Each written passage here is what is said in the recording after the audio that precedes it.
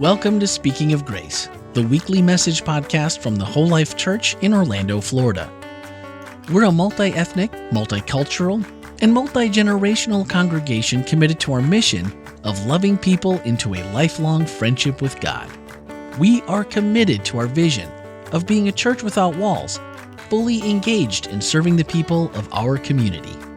Thank you for joining us as we continue Speaking of Grace. Well, hello there, family. It is good to be back. I hope that you enjoyed our speakers as much as I did. We had some, JT was just phenomenal, as was Freud last week. So thanks to both of them for covering while I was gone. I had a great time on Guam. And yes, I am a little bit jet lagged. 14 hours time difference will do that to you. But before Omari runs off the stage, come back up here, young man. Happy birthday. Come Monday. Yeah, okay. Omari's turning 18 on Monday. Yeah, we're excited for him.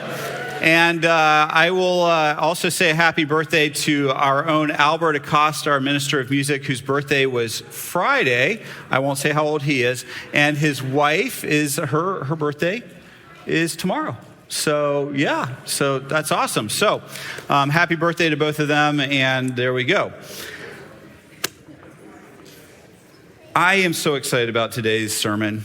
And I'll tell you why. I am an absolute mission statement nerd.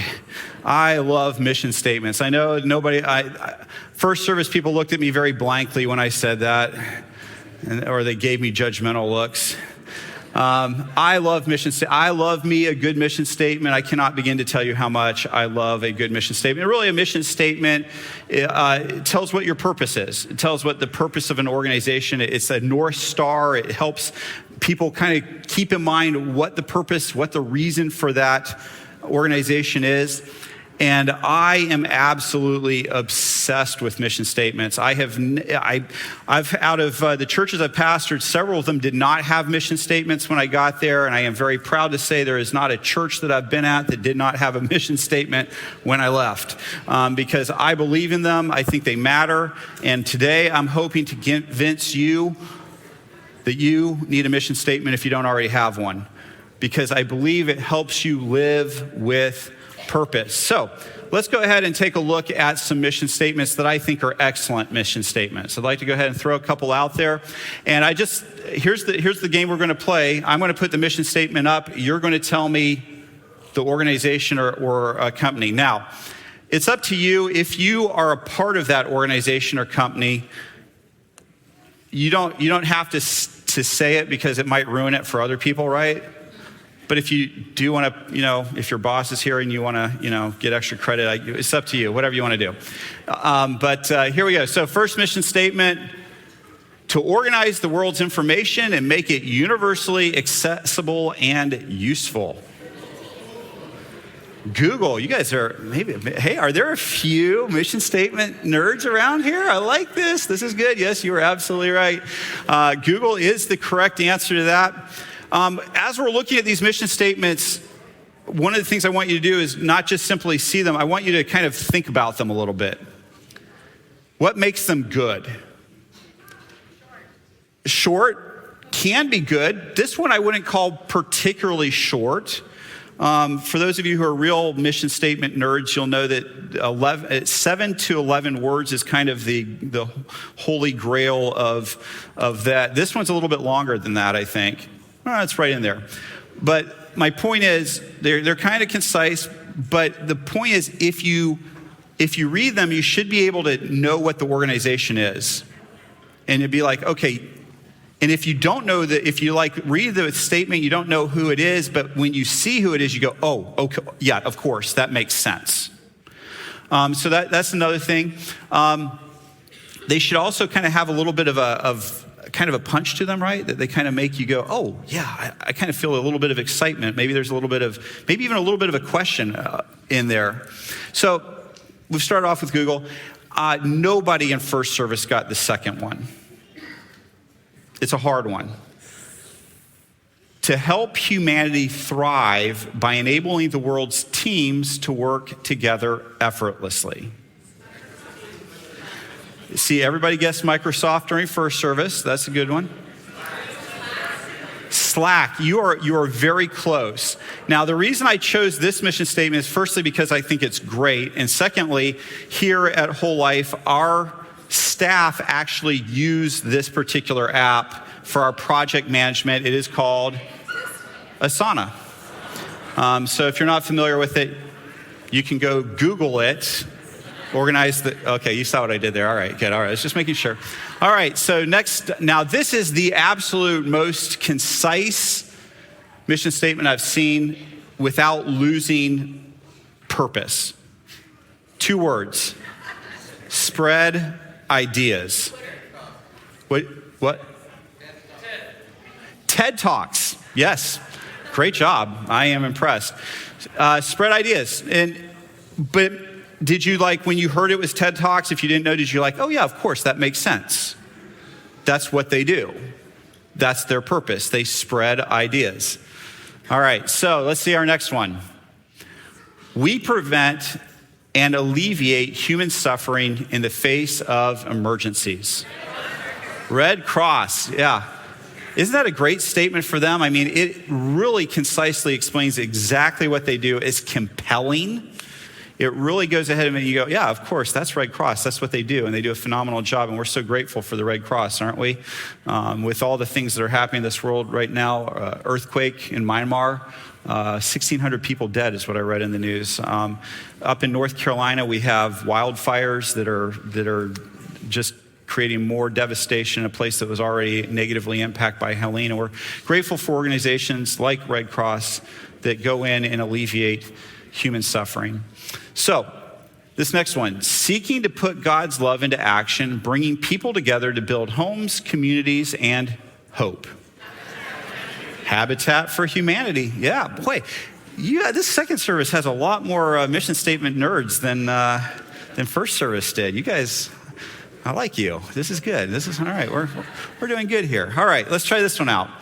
To inspire and nurture the human spirit, one person, one cup, and one neighborhood at a time. Starbucks is correct. That is, without the cup in there, you might have thought it was a church. For some people, it is. Some people give more money to start. Okay, I'll stop right. Okay. I'm not, hey.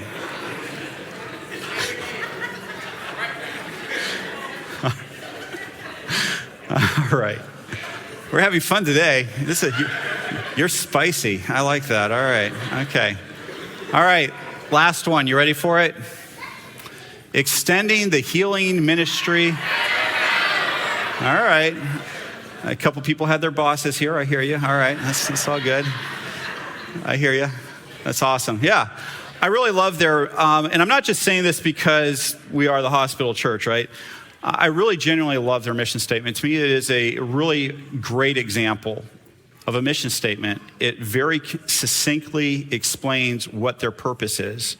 As a healthcare system, as a Christian Seventh-day Adventist healthcare system, their mission is to take what Jesus did while he was here on earth and extend it. And I love that. Very succinct, really to the point. A great North Star to keep in mind as you plan and think about what your purpose is and what you're going to do as an organization. Now, there's a couple of you in here. I know that the majority of you, this isn't the case because you all are obviously mission statement nerds. There's so many of you in here, but there are a few of you that are like, Ken, I came here for a sermon, not a business lecture. I appreciate that you like mission statements, but I came here to hear a word from God. And I want you to know that I believe this is a word from God. I think that living with purpose matters. I think that God didn't create us just to wander aimlessly through life. And I want to tell you that I believe that not just based on my gut, but on the way that I see God going about giving mission statements to people in the Bible. It starts right in the book of Genesis with Adam and Eve. What does God say? You exist to be fruitful and multiply and fill the earth and subdue it and rule over the fish of the sea and over the birds of the sky and over every living thing that moves on the earth. I want you to know that God always intended for humanity to multiply. God is not a God of the status quo. He's certainly not a God of negatives, subtraction. God believes in multiplication. He wanted humanity to grow, to expand, and he wanted them to do something else.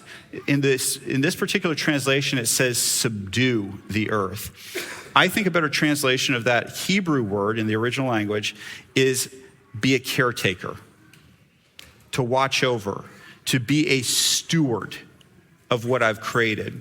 So it's a lot less about domination and I'm in charge, and a lot more of I have responsibility and I need to take care of.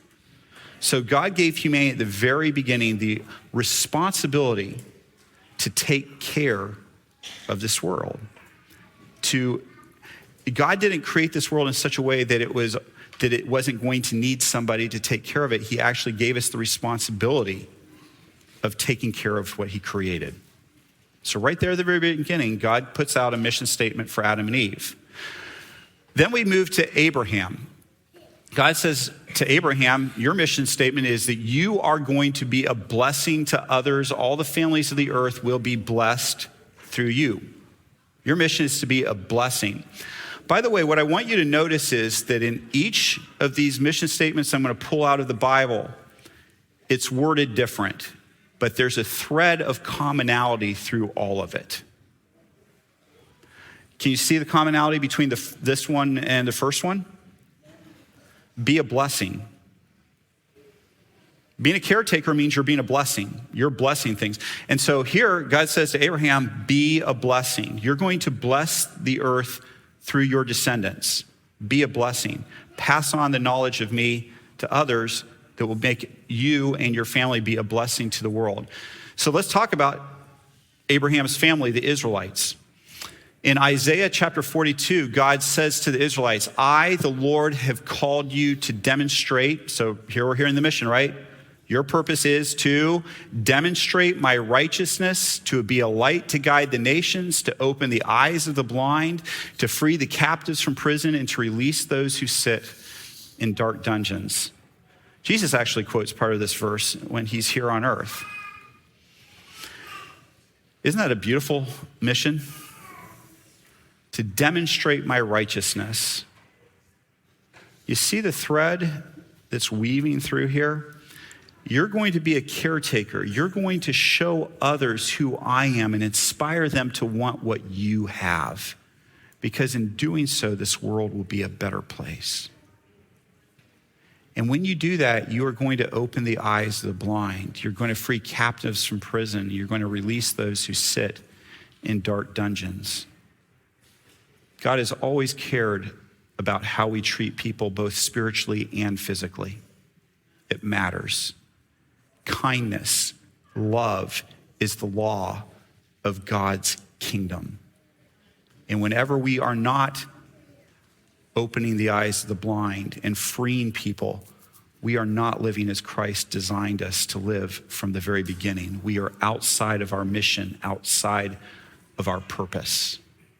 In fact, Jesus says what his mission statement is, that I came so that they would have life and have it abundantly.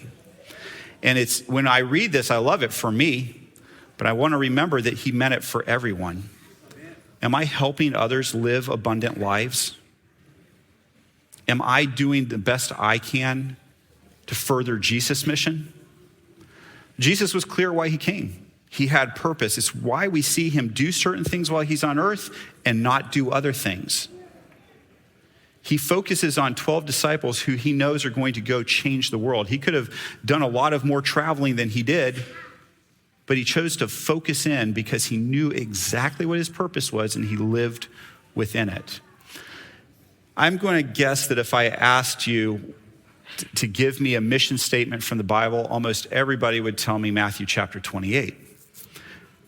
The most famous of mission statements in the Bible, right?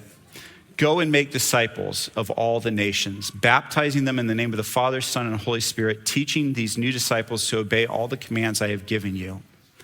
Go and make disciples. Do you see the thread? Go back to that one with the Israelites that I told you about. You are to be a light to the nations. Go back to Abraham. You will be a blessing. Jesus, give them life and more abundantly. Go back to Adam and Eve. Be a caretaker of what I've created. The mission flows through all of this, and yet it's worded differently depending on the context of the person, where they're living, the time they're living in, who they are, the gifts that they have, what God has created them specifically to do. That mission can be worded differently, but the thread runs through it all. Are you seeing it? Is this making sense? Okay, well then let's keep going in case it's not. Our mission statement is the answer to how we will fulfill the biblical mission in our time and our context. You hear that? When we have a mission statement as a church, it's about how we're going to fulfill our biblical mission, which I believe is go into the world and make disciples. But it's how it's for us right now in our time, in our context. And that's why a church in North Dakota could have a different mission statement than us. In fact, they probably should. A church here, another church here in Orlando might have a different mission statement than us. And neither one of us is wrong. It's just what God has called us to do and what God has called them to do. So let's talk about our mission statement at Whole Life. Anybody know what our current mission statement at Whole Life is? Somebody said a church without walls. That is actually our vision statement. So, but I would argue, I think that our vision statement is also kind of a mission statement in the way that it's worded. So I'm with you a little bit there. In fact, thank you for helping me out. We're going to come back to that here in a minute. Our mission statement at Whole Life is loving people. There we go. Loving people into a lifelong friendship with God. It's the answer to how we do things here at Whole Life, what God's called us to do. Now, a couple of you are already ahead of me because you saw the word current. You said, Ken, I'm feeling nervous. I do not like change, and the word current suggests that there might be something later. What are you trying to tell me? Well, last year, in 2024, our board chair, Robert Vargas, and I got together and we started talking. We said, we need to have an updated vision for this church. We need to ask ourselves this question: how are we going to grow? To put it into kind of more of agricultural terms, think about tomatoes. Anybody ever raise tomatoes? Is there more than one way to raise a tomato plant? There is. Are there better ways to raise tomato plants? There are. But one of the things that you have to know is that if you plant a tomato plant, no matter how you plant them, if you don't decide how they're going to grow, they'll never reach their full potential. What do I mean by that? Well, if you just plant it, it'll start spreading out, but there's no plan to it. And eventually it stops growing and the fruit starts to rot because you haven't planned ahead. So there's a lot of ways you could do it. You could put a trellis there. You can plant it out in an open garden. You could put it in a greenhouse. You could put it in a hydroponics. I've seen that done. You can hang it upside down. You can put it going up this way. There's a lot of different ways to do it, but you have to decide how you're going to do it. And so at Whole Life, one of the things that struck me is that we're growing, but I'm not really sure that we have really sat down and decided how we're going to grow. And so the board put together a strategic planning committee, which then put together a smaller committee called a vision team that's been working really hard since September. And when I mean really hard, just check this out. This vision team has met, I think, over 14 times.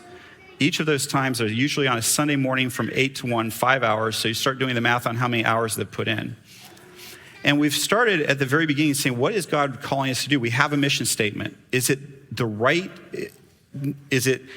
worded the way it needs to be worded for right now? Not do we need to change the mission, but is it worded? Because missions are timeless. Visions, though, they have to be updated. Because visions are like markers on the road. Once you hit that marker, you need to think about what the next marker is. And that's what a vision does. So the current vision statement that we have is to be a church without walls, actively engaged in meeting the needs of our community, which I think is also a beautiful mission statement. But is that something we're ever going to want to quit doing? I don't think so. But we still need a vision that we can actually be moving towards. And so as our committee has talked through things, we just don't want to get rid of either one of those statements.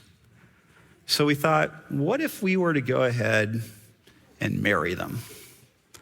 What if we were to update our mission statement to say a church without walls, loving people into whole life, see what we did there? With God.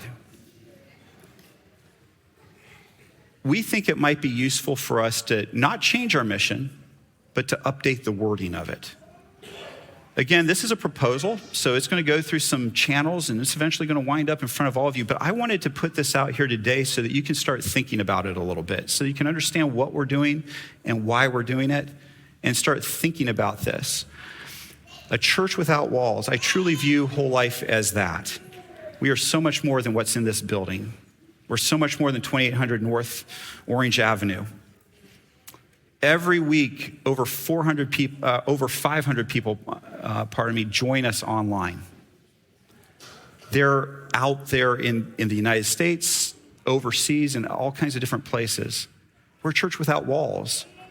We also are a church that, when we think about being without walls, we want to break walls down that keep from people from coming to Jesus. At the core of what we do is we love people. There's some people that would say that their mission is to uphold biblical doctrine. That's fine. We believe in biblical doctrine. We want people to live biblically. But at the core of what our belief system is, we do that through love. It's at the core of what we do. We love people. We don't truth people into a relationship with God. We love them into a truth-filled relationship with God. And we also happen to believe in a holistic approach to our lives. In other words, we think that this church is more than just one aspect of who you are. We want you to live a financially pleasing life to God, a physically pleasing life to God. We want you to live a life that holistically lives for God. And so as you think about why we're updating this language, you'll understand that it's as we're thinking about these things. Now, I'd value your input. So if you want to shoot me an email or meet with me and tell me what you think, I'd be very open to hearing what you think about this. But I wanted to let you know this is a direction that we're headed. And I didn't want you to feel surprised when all of a sudden something shows up and you go, wait a minute, where was I? That'll happen no matter what. But I'll say, go watch the sermon that I did. What, you didn't watch it? All right. So we've talked about churches. Churches need to have a North Star, a guiding purpose to understand why they're there and what they do and why they're doing it. I also think we as people need to have that. Have you sat down and come up with a mission statement for yourself? Why do you exist? I want you to know that I did that in my early 20s when I was at a really critical moment in my life and I was questioning what God was doing. And I sat down and said, why do I exist? And I'm really grateful that I did, because I truly believe I would not be standing in front of you today as one of your pastors had I not done it. Because if you left Ken at 20 to do what Ken wanted to do, I would have pursued money and fame. That's what I would have done. And I found myself working in television news, which was a good venue for that. But because I had my mission statement, which was I exist to know God and show God to others, when I heard God say, I want you to leave television news, I left. And what I want you to know is that a mission statement helps us remember what our primary focus is.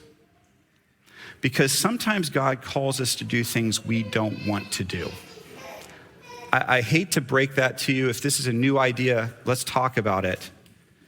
But sometimes God calls us to unpleasant things that hurt, things that aren't fun, but he calls us nonetheless. And if we have a mission statement, we understand why we are created and what we're there to do, we say, okay, I don't want to do this, but this is where I'm going to go. And that's exactly what happened to me. I got called to go out of news back to working for the Seventh-day Adventist denomination, which I had promised myself I would never do again. But I knew that God was calling me. And part of my mission is to know God. And it's not simply knowing who God is, but it's also knowing what God wants me to do, to know what God wants. That was my goal, to pursue knowing who God is and what he wants from me. And then to take that and to show others that God that I'm experiencing. And because of that, I went where he called. And I am glad 20 plus years later that I did that. I know I'm in the right place. I know where I am where God wanted me to be. But without this guidance, I don't know if I would have made those same decisions. If I was just going after, just living randomly. I mean, like, well, no, this doesn't make sense to leave a job where I have insurance for my family, where I'm making good money, I'm well-liked, I'm achieving some level of fame, to go work for less money, doing other things. That doesn't make sense. But it made sense in terms of what my mission is. So if you don't have a mission statement for your life, how do you go about making one? I want to give you 4 questions you can ask yourself as you ponder how you would write your mission statement. The first one is, how would you answer the question, why were you created? How would you answer that question? You might look at me blindly and say, I have no idea. That's kind of why I need to come up with a mission statement, because I have absolutely no idea why I was created. I feel very pointless in this world. Well, let's move to the next question then. What are your top values? What are the things that really make you passionate? When you see injustice, is that something that you're like, no, something needs to be done about this? Do you love people? Do you I just can't get enough of people. I love hanging out with people. Are you passionate about building a business?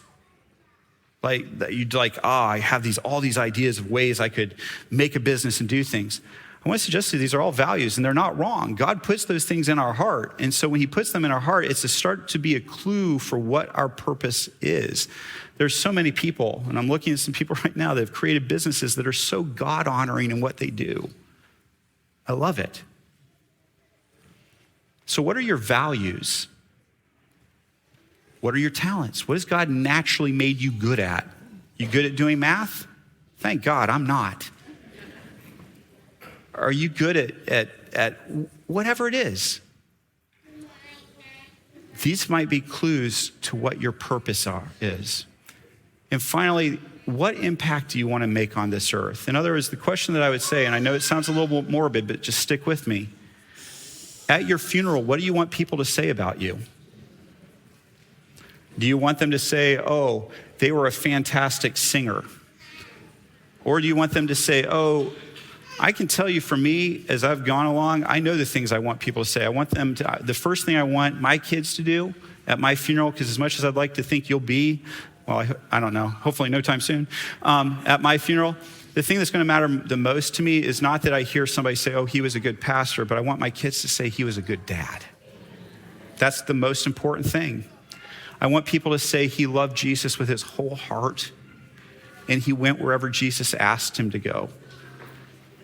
He was passionate about it. These are the things that matter to me. What matters to you? What do you want people to say about you? Figure that out and then start living in a way that puts you to that. Have a mission statement. Understand your purpose. What I'm trying to say is live with purpose. I love you, family. Go love your world. Hi, this is Randy McGray, podcast producer and host here at Whole Life Church. Loving people into a lifelong friendship with God is our mission at the Whole Life Church, and our podcasts are designed to help facilitate conversations that help us grow together in that pursuit. Now that you've heard the message for this week, don't forget to check out the Whole Life takeaways for this message. Swipe up in today's show notes and join the conversation. Speaking of conversations, each Wednesday morning we take a closer look at the week's message. That's right, the one you just listened to. We discuss practical ways to apply spiritual lessons and ask honest questions about the issues we face as Christians, all focused through the lens of grace. Your voice is a welcomed addition to that conversation. We encourage your thoughts and your questions by sending a voicemail or text to 407-965-1607 or send an email to podcast@wholelife.church. You can find everything podcast related on our website, wholelife.church/podcast. And plan on spending every Tuesday evening and Wednesday morning with us as we bring you the Whole Life Church inspiration you love straight into your headphones. Thanks for listening and have a great week.